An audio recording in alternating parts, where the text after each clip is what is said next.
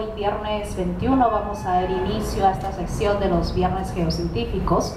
El tema a tratar el día de hoy es estudio de almonites en el Bajociano y su relevancia en la evolución de la cuenca de Arequipa, Tacna Sur. Esta presentación estará a cargo de la ingeniera Alexandra Benítez Cañote, geóloga egresada de la Universidad Nacional de Piura, con experiencia en estudios de bioestratigráficos de almonites y la actualización de la Carta Geológica Nacional.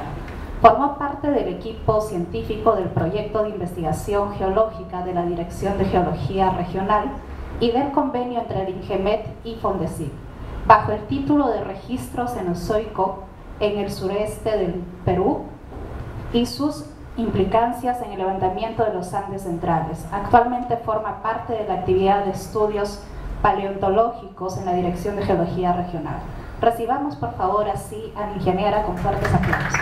Primero debo agradecer su presencia y el tiempo que esta mañana van a dedicar a atender mi presentación, la cual es referida al estudio realizado en amonites del Jurásico Medio, Bajociano específicamente, y la relación que tuvieron estos en la evolución de la cuenca Arequipa. Este proyecto fue realizado en participación con un proyecto GR41 del INGEMET y en cofinanciamiento con el programa FONDECIP de Ciencia Activa con CITEP. Para nosotros fue muy importante realizar estudios aquí en esta cuenca, pero ¿por qué? ¿Qué fue lo que nos motivó a estudiar esta cuenca? ¿Qué fue lo que nos llamaba la atención para apostar en un estudio de investigación geológica en la cuenca Arequipa? Y era porque a los geólogos pues, nos interesaba saber cuáles eran la dinámica de sedimentación, el control tectónico importante que se ejerció en esta cuenca, para poder así aplicar y definir zonas importantes para la prospección de áreas de recursos minerales de interés económico y también poder caracterizar sistemas hidrogeológicos. El contenido de esta charla se desarrolla de la siguiente manera: objetivos, terminologías, la biocronoestratigrafía de amonites, el análisis estratigráfico de secuencias y finalmente las conclusiones. Los objetivos puntuales: dar a conocer la paleofauna de amonites, precisar la edad y la paleoprofundidad de los niveles fosilíferos, generar un modelo de depósito para una plataforma carbonatada durante el Bajociano y promover una nueva interpretación en la evolución geológica de la cuenca Arequipa. Más allá de que antes no se haya reportado un amonite de esta edad, más allá de que no se haya hecho un estudio multidisciplinario, lo que nos enfocamos en esta presentación es dar a conocer toda la información que nos pueden brindar estos fósiles. Terminologías rápidamente: los amonites, todos lo conocemos muy bien por esta forma muy típica en espiral, enrollada, y nos centramos aquí en estas formas. Quiero que observen bien la característica que tiene, alrededor de 5 o 6 vueltas, unos tubérculos que son estas protuberancias que salen alrededor de toda la vuelta, que son los fósiles que veremos en esta presentación. Una biozona, es importante mencionarlo porque es así como estudiando los amonites los podemos asignar a una biozona, que es una unidad estratigráfica que se estudia independientemente de la roca que sea. Se estudia tomando en cuenta la primera aparición y la última aparición de los fósiles. Y finalmente la rampa carbonatada, que es el ambiente a la que se le pudo asignar a las rocas, en este caso a las calizas que se vinieron trabajando. Y la rampa carbonatada compuesta por 3 sugambientes, uno de rampa interna, como mencionan acá, rampa media y rampa externa. Nosotros estaríamos ubicados acá en la parte más distal. Para ubicarnos espacialmente ahora, quiero mostrar acá al lado derecho un mapa paleogeográfico donde se muestran polígonos azules las principales cuencas desarrolladas en el Mesozoico en Sudamérica, todas alineadas al borde del Paleopacífico. Este es un mapa representativo sin tomar en cuenta controles tectónicos ni acortamiento cortical, ¿okay? Acá en más detalle en la figura B muestro ya la cuenca Arequipa. ¿Cuál fue la cuenca? La cuenca desarrollada en el Mesozoico para Perú. Y debo resaltar que esta cuenca tuvo una conexión muy importante con Chile y Argentina, porque tuvieron un intercambio de fósiles bastante importante. Ahora Acá en la figura C, a más detalle, muestro un mapa topográfico con la ubicación en banderas blancas de 4 columnas estratigráficas que nos permitieron definir el alcance temporal para el Jurásico, desde el Cinemuriano hasta el Bajociano. Acá en un punto rojo intermitente se muestra la columna que se va a exponer en esta presentación. Ojo, fueron 4, pero en esta presentación me enfocaré en una sola. ¿Por qué? Porque aquí fue el registro más importante que se tiene del Bajociano, con las mejores colectas de amonites, claramente. Estas son vistas del amonite del Bajociano. En las primeras diapositivas les pedí que vieran la forma, ¿no? Es bastante, bueno, acá tenemos parte de la concha, pero sería evoluta y con estas protuberancias. Además tuvimos colectas de amonites del Cinemuriano, del Toarciano y también del Cinemuriano en otras columnas. Ahora ubicarnos temporalmente. Esta es una columna generalizada del área de estudio, solo para ubicarlos en la estratigrafía, ¿sí? Bien, entonces tenemos de base a tope, tenemos intervalos volcánicos de la formación Chocolate, un depósito de intervalos carbonatados y sobre todo esto, intervalos detríticos. A nosotros nos interesó el intervalo del Jurásico inferior medio, que eran los intervalos carbonatados, que aquí fueron donde vivieron predominantemente los amonites. Para esta presentación nos enfocamos en el Bajociano, como lo mencioné. Ahora acá, una ubicación más precisa del área, solo de la quebrada Tocuco, donde en estrellas negras muestro la colecta de amonites realizada. Y en esta línea punteada roja, la dirección que tuvo el aventamiento de la columna. Y es así como lucen ya los afloramientos en campo en la columna en la quebrada Tocuco. Una buena disposición de estratos que también fue acompañada con la colecta de amonites. Bien, muchas veces encontramos la muestra así, en campo, y con un procedimiento de limpieza y preparación de fósiles podemos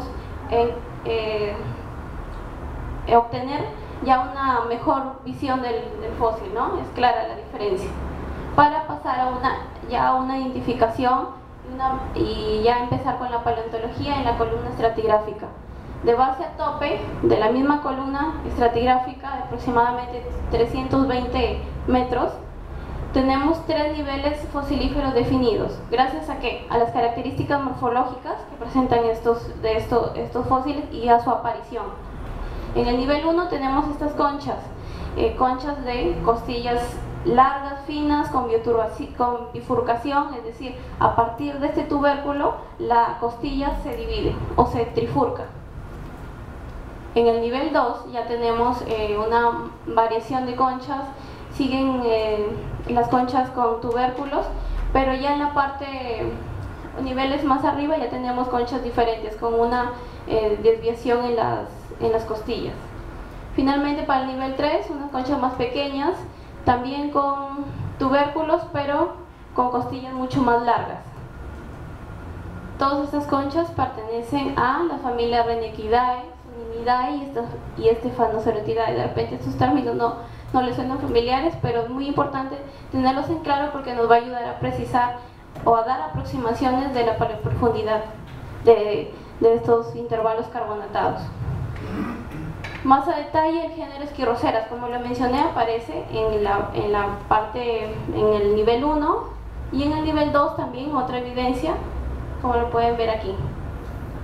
Sus costillas largas, tubérculos y una característica muy importante, el dimorfismo sexual que se observó en estos niveles.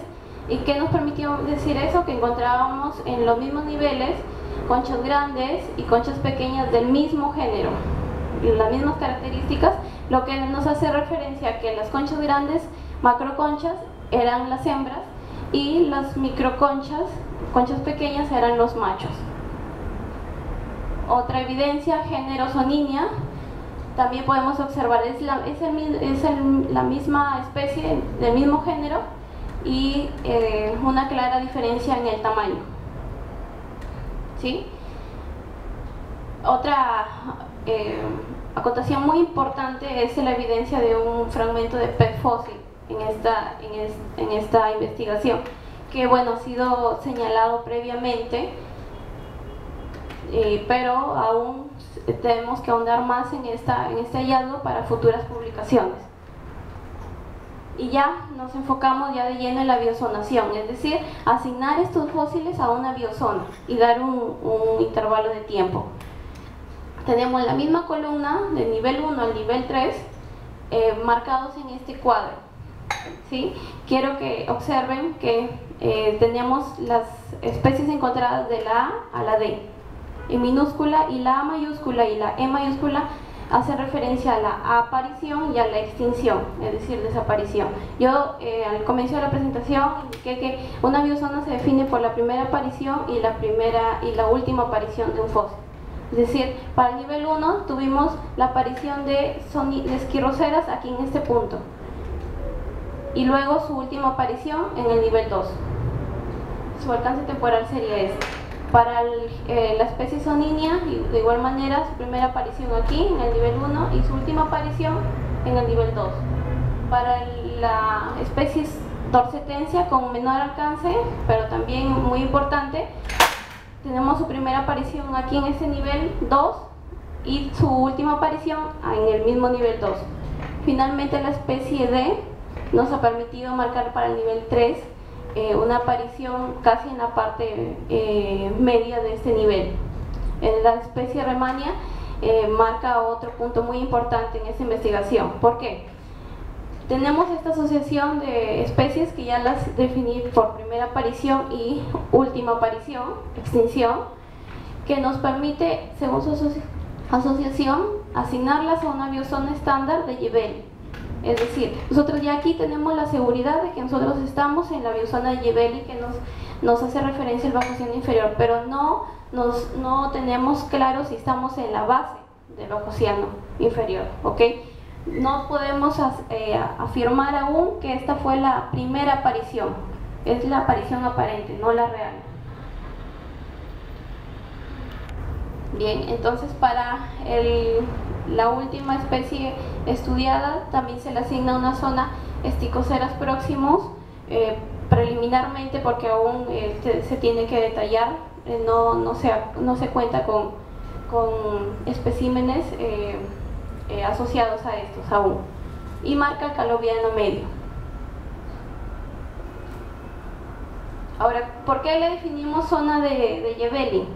Porque nosotros contamos con zonas estándar a nivel de Sudamérica, ya en base a Amonites. En este cuadro les muestro las zonas estándar mundiales que se han definido ya con un alcance temporal, y a la derecha las biozonas para Argentina, que es en Sudamérica y que las podemos tomar por referencia porque tuvo intercambio de especies en la formación de las cuencas mesozoicas y nos permite calibrar mejor nuestro estudio.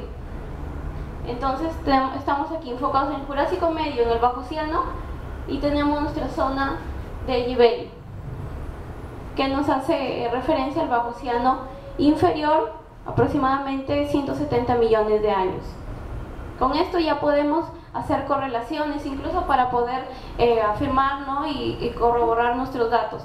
Tenemos la columna estudiada en Quebrada Tocuco, que venimos describiendo ahorita, la estamos comparando con otra columna que se ha realizado en este estudio, en Quebrada o Cerro Palquilla, a 27 kilómetros al norte de separación, donde podemos ver esta diferencia en polígono amarillo, en la zona estándar de Yebeli. Es decir, todo esto nos representaría el Bajociano en Quebrada Tocuco, y en Palquilla es solo esta parte. ¿Por qué estas diferencias de espesor? Porque todos sabemos que la cuenca de Arequipa estuvo dominada por un control tectónico importante que fue distensivo. Entonces, es claro que para el Bajociano, es decir, Jurásico, se generaron espacios de acomodación, ingresando sedimentos, pero no de la misma forma para diferentes áreas. Las especies de amonites las muestro aquí en letras rojas, importantes para poder dar por ahora estas afirmaciones. Bien, ahora, estudiadas las biofacies, pasamos a las litofacies de manera rápida, porque aquí el énfasis son las biozonas, pero no podemos dejar de lado los intervalos carbonatados, es decir, las calizas, que estarían asignadas a la formación Socosani, porque es la estratigrafía de la zona, pero bien, hemos podido caracterizar a la base. Acá pueden notar colores más oscuros. Esta es una facie 3G, caracterizada por calizas Muxon a Waston con laminaciones paralelas, su litología más fina, Muxon a Waxton, y evidencias de paleofauna, ¿no? Y la fase superior son facies 3D, que se muestran así en campo, también con disposición paralela, pero con característica importante que son los nódulos que presentan mayor cantidad de conchas, también de amonites, hasta la parte media y a la parte superior hay una disminución de las conchas de amonites y de bivalvos también, y las calizas pasan a ser limolitas, en algunos niveles areniscas también. Entonces, la pregunta que nos hacíamos en campo: ¿estos amonites vivían aquí? Porque convendría saber si ellos vivían aquí para poder argumentar si la cuenca era marina, si era abierta, si tenía salinidad normal o tenían las condiciones suficientes para que los amonites vivieran aquí. Entonces, gracias a esta compilación de familias del 1 al 15, de todo el estudio realizado de las 4 columnas, pero enfocándonos en las 3 familias estudiadas en el Bajociano, podemos mostrar este esquema paleobatrimétrico, el cual muestra que las familias del Bajociano habrían vivido relativamente más profundas que las de los intervalos más antiguos, ¿sí? Esto se realizó gracias también a un esquema ternario que, gracias a la forma que tienen las conchas de amonites, el enrollamiento que presentan, permite saber el modo de vida que tuvieron. Entonces, la mayor cantidad, la concentración de conchas, según su forma, estuvieron aquí, en un modo de vida planctónico, es decir, que vivían no pegados al sustrato o al fondo marino, siempre en movimiento, lo cual los hace mucho más atractivos porque son fósiles con mayor distribución y más apropiados para correlaciones estratigráficas. Otro argumento más para decir que ellos vivieron aquí, pues que eran familias que se desarrollaron, conchas grandes, conchas pequeñas, o sea, ellos colonizaron estos mares en esa época, en Perú. Entonces, ¿qué tan profunda fue la cuenca Arequipa? Según los argumentos que nos dan la profundidad de los amonites, podemos indicar que la rampa carbonatada que se formaba en el Bajociano no fue mayor aproximadamente a 100 metros, ¿sí? Este es un modelo depositacional que ya nos ubica un poco más esquemáticamente. Entonces, muestro acá la distribución de esas facies Muxton-Waxton para la quebrada Topuco en especial, y en una plataforma externa, es decir, la rampa externa, la parte más distal con respecto a la línea de costa. Entonces, estas son las familias de amonites, las conchas de bivalvos, que también nos dan información importante acerca de la energía que tiene la cuenca en esta época, que era energía baja. ¿Por qué? Porque la mayoría de conchas de amonites que encontramos estaban bien preservadas, en bastante abundancia, pero siempre en una disposición paralela al estrato, es decir, no sufrieron mayor movimiento o transporte. Y bien, acá, para integrar ya todos nuestros datos, tenemos esta columna estratigráfica que enfoca ya al alcance temporal Bajociano inferior, la zona estándar de Gibelli, y no nuestro apilamiento de carbonatos. Más allá, al margen de la tectónica, al margen de la cicloestratigrafía, lo que sí tenemos claro es que las variaciones del nivel del mar condujeron a la distribución de las especies de amonites. Es decir, gracias a las variaciones del nivel del mar tenemos amonites, no tenemos amonites, y esto se ve gracias a que en estos polígonos azul y rojo podemos mostrar secuencias de subidas relativas del nivel del mar y bajadas relativas del nivel del mar. Es decir, ingreso del agua hay amonites, descenso del agua, retiro del agua, menor cantidad de amonites. En escala principal tenemos una subida relativa del nivel del mar para el Bajo Océano. Esto nos ha permitido, integrando estos datos con el patrón de apilamiento, construir esta curva eustática enfocada en la rampa externa en la que estábamos en la parte más distal y poder ver estas variaciones, estas subidas y bajadas comparadas a la curva eustática estándar global para el Bajo Océano. Para solo ese intervalo podemos ver que ambas no son similares, pero ambas presentan ese ascenso sostenido del nivel del mar. Entonces nos daba llegar a esta conclusión que para el Bajo Océano la cuenca estuvo dominada por una subida relativa del nivel del mar dentro de esta plataforma, dentro de esta rampa que era somera, pero que tuvo esos ingresos de subidas en esta época. Bien, un modelo paleogeográfico. Esta es la distribución en el eje horizontal, la distribución de los subambientes, rampa interna, rampa media y rampa externa, y en el eje vertical la paleoprofundidad estimada por las conchas de amonites. Esa es la distribución de las 4 columnas estudiadas que mencioné al inicio: quebrada Cerro Palquilla, Cerro Pelado y quebrada Tocuco. Es aquí donde podemos observar que la quebrada Tocuco era la parte más distal gracias a las características de biofases y de litofases. Y para terminar en esta parte, muestro este esquema evolutivo, solo representativo para ver cómo era se iban depositando y cómo era la distribución de las conchas de amonites en esta época. Primer intervalo, Cindemuriano, Prince-Bachano. Esto es dentro del marco general, ¿sí?, de todo el alcance temporal estudiado en el proyecto.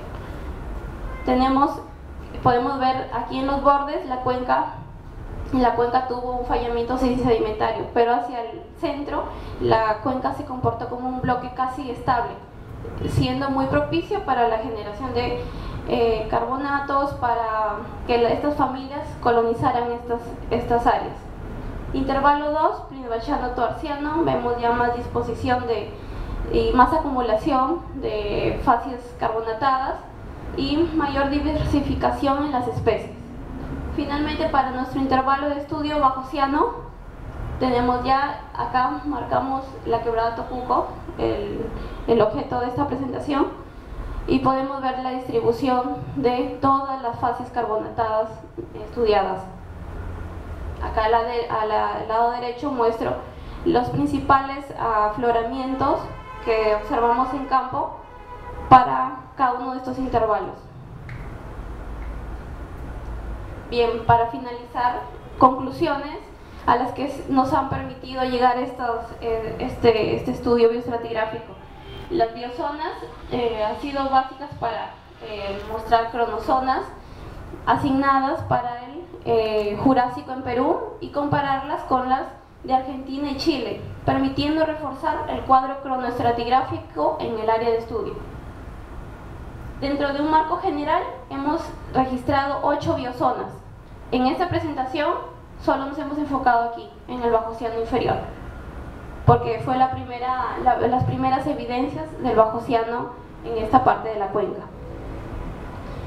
3 conclusiones más. Los intervalos carbonatados presentan una plataforma carbonatada tipo rampa, y precisamente en quebrada Tocuco mostramos facies de rampa externa.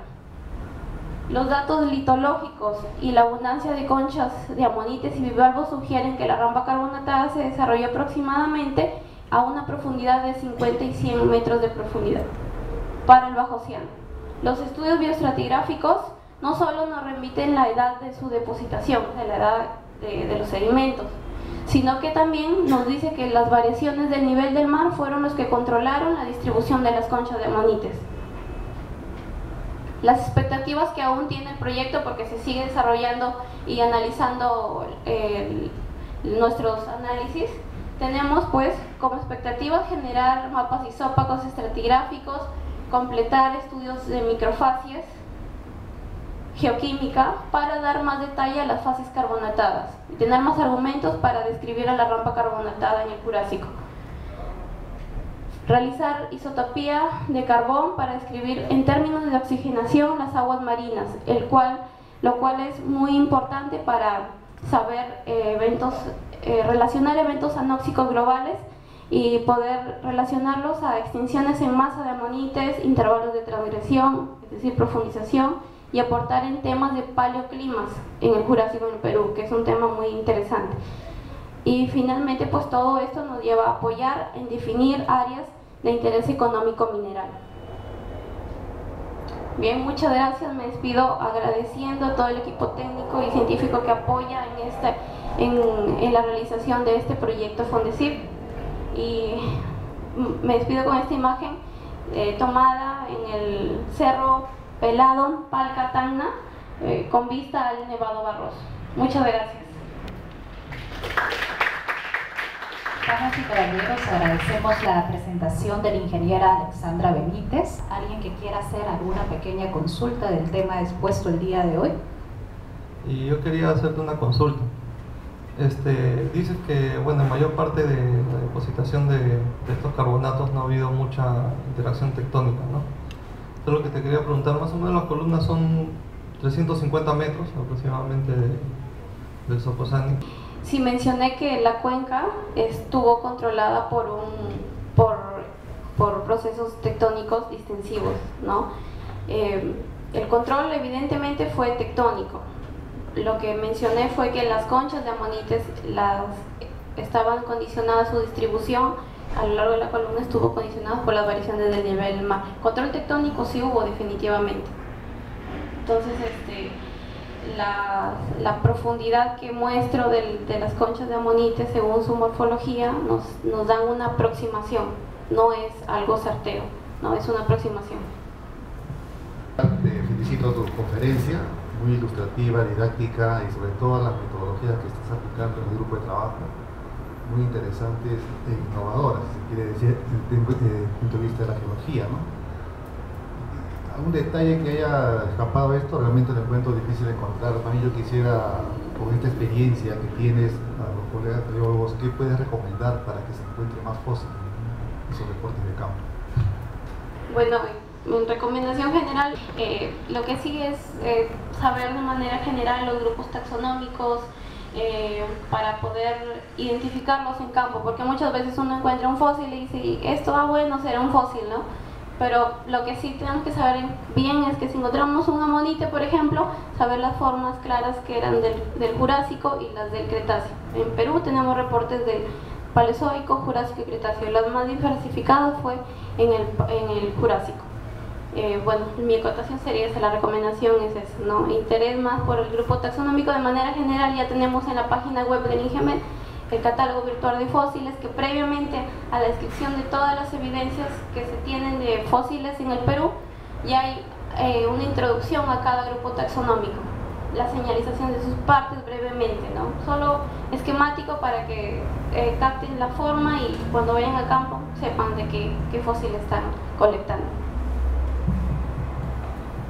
Vale, recalcar las felicitaciones por el trabajo desarrollado por tu persona y por todo el equipo que te ha acompañado, que es muy importante.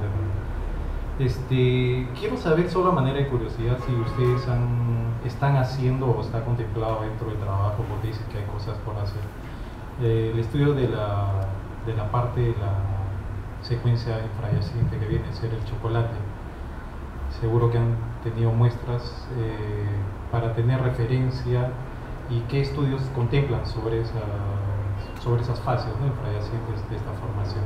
En este proyecto se difundían las publicaciones de tesis de grado, diferentes énfasis: sedimentología, geoquímica, estratigrafía, bioestratigrafía, en este caso, proveniencia sedimentaria. Entonces, su pregunta va por ahí. Las rocas de los intervalos volcánicos del grupo Chocolate sirvieron para colectar muestras de roca fuente y saber si es que este arco volcánico, la formación Chocolate, aportó a la sedimentación, a la acumulación de los intervalos tanto del grupo Yura, ¿no?, de las areniscas del grupo Yura. Entonces, por ahí viene el estudio para los volcánicos Chocolate en proveniencia sedimentaria. damos por concluida esta sección. Agradecemos una vez más a la ingeniera Alexandra Benítez con fuertes aplausos.